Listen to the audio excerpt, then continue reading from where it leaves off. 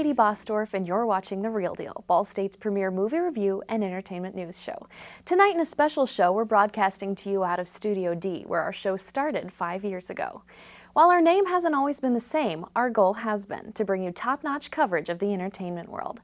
Join us tonight as we take a look back at the history of The Real Deal that started 5 years ago when a group of energetic students banded together to form a movie review show they called Take Two. Good evening, movie fans, and welcome to the first episode of Take Two. I'm Dustin White. And I'm John Luttrell. This is Ball State's premier movie review show, and we're not wasting any time this week. We're going to get right into it with our segment, Worth It or Worthless, where we review a new movie every week and tell you whether it's basically worth it or worthless.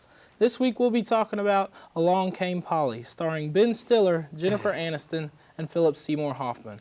Dustin, we'll start with you. That's right. This was a pretty good romantic comedy. Of course, Ben Stiller plays Reuben Pfeffer in this movie, a risk management analyst for an insurance company whose life is turned upside down when his fiancée, played by Deborah Messing, cheats on him on their honeymoon with her scuba instructor.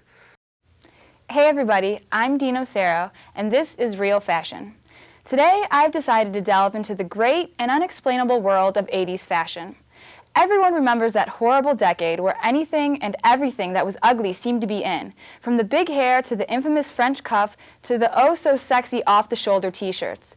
There were so many odd clothing choices to choose from. So, to review 80s fashion, I decided to take a look at some 80s movies. There were so many movies to choose from when trying to pick the ultimate 80s wear, but I decided to stick to an 80s classic. To start off with, I decided to look at Pretty in Pink, starring Molly Ringwald. In this movie, every outfit is disgusting, so I had plenty to choose from. Good evening, I'm Samantha D. Turk, and welcome to the first edition of Bringing Back the Classics, Remembering Classic Actors. During this segment, I will be discussing films from the 1920s, 30s, 40s, and 50s. This week, I'll be focusing on 3 classics starring Bette Davis of Human Bondage. Okay, now put your hands on the bedpost. Not that kind of bondage. Come on, guys. Hi there, my name is Kelly Miller, and this is the first installment of a new segment on Take Two, for the young at heart. This is my platform to share with you the wonderful world of children's movies, my love and my passion. Today we will be looking at The Phantom Tollbooth, a wonderful but often overlooked kids movie.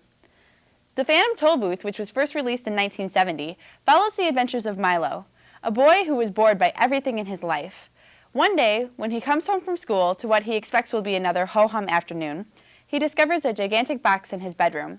What emerges from the box is a toll booth, ready to whisk Milo off to another world for a day he'll never forget. The Rock semi-recently released The Rundown, but today I want to talk about a different kind of rock. Not the igneous rock, though those are some crazy characters.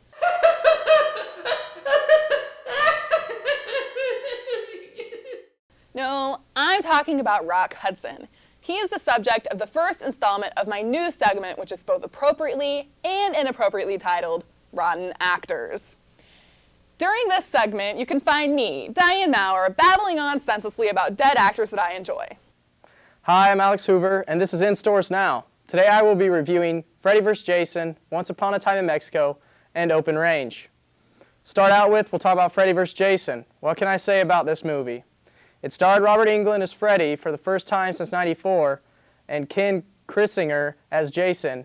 Plus, you had Monica Keena as the young girl victim. I didn't care too much for this movie. The premise sounded really cool because Freddy vs. Jason just sounded really cool, but then it just seemed too over the top. Freddy needs Jason's help, but he can't control him, so the whole time they're just kind of battling each other out, especially in the end with a half-an-hour fight scene. I believe the dollar section is over here. We're going to find out what kind of crazy movies we can get for $1. You're in Muncie.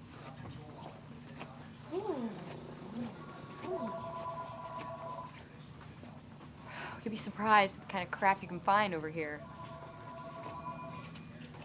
Most of it's pretty good. Definitely worth $1. $2 for 7 nights. What do you know? Nothing too surprising.